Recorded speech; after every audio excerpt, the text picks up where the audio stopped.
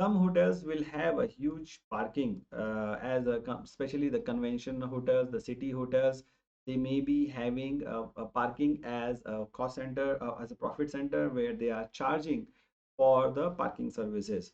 So the parking, the usually has prescribed the P&L, which their revenue is split into self parking revenue, valet parking, and other revenue. So self parking means where the guest has to park by themselves. You are just charging only a rental, only an entry fee and an exit fee. Maybe it depends on the time, or maybe buy a subscription. So it, in some hotels it may happen that you are giving a monthly contract to the third parties to come, let them use the car parking facilities. Then the cost, then the revenue will come here as well, or it can be a per time charge.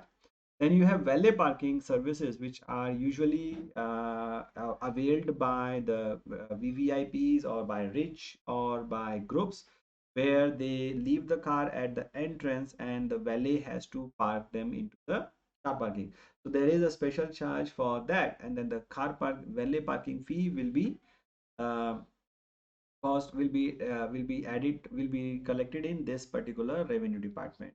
There may be other revenue, means like putting the air cleaning, car cleaning expenses, or maybe maybe doing a small of automobile repair, gasoline expenses. If the hotel is prescribing these gasoline, then that item will also be charged to this line item in other revenues. Then you have service charge as well, if it's non-mandatory, if it's mandatory for the guest to pay. And then lastly, as any other department, you have allowances. If you are giving an allowances to recover any services, that it will be shown as a deduction from the revenue. The specific expenses for this department are not many. The specific department for this are very not there usually, except the rent, which is the cost associated with the additional parking space or additional rent that you may have to borrow in case of like group services, which you have to pay to other company, which you may be using from the other hotels. Then the cost will be going into this line item.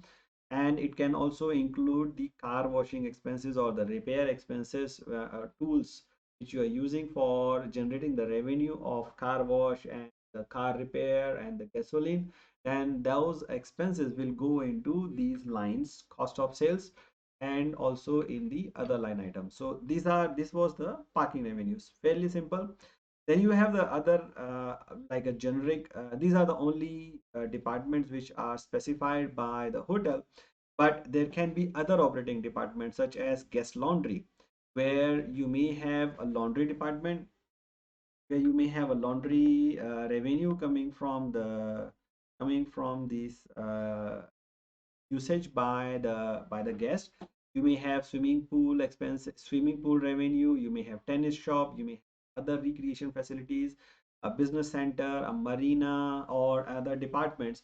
So if they are significant in the revenue as a revenue share, then the hotel can consider to have a separate P&L for these items. But if they are not significantly higher in terms of profitability or in terms of revenue, then you can combine them into other operating department, a generic department, where you are combining all the revenue. You can split the line items so that you can show all the lines, and the expenses can be combined. So the only downside is you're not able to get the profitability of each department.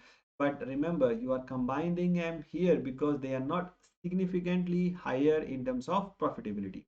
So the revenue will be in each separate line item. You can use that. The expenses will remain the same as any other department that we have already discussed. So that will give other expenses you can put as, so that you can have some kind of like cost of sales. So you can put this as a cost of sales direct if you have any um, any expenses like this into each individual department, whatever other expenses they are spending in the department specific. And then you will be able to get the profitability of the department. So this is usually the other operating departments. In the next video, we will look at what are the operating matrices that are prescribed by usually for other operating.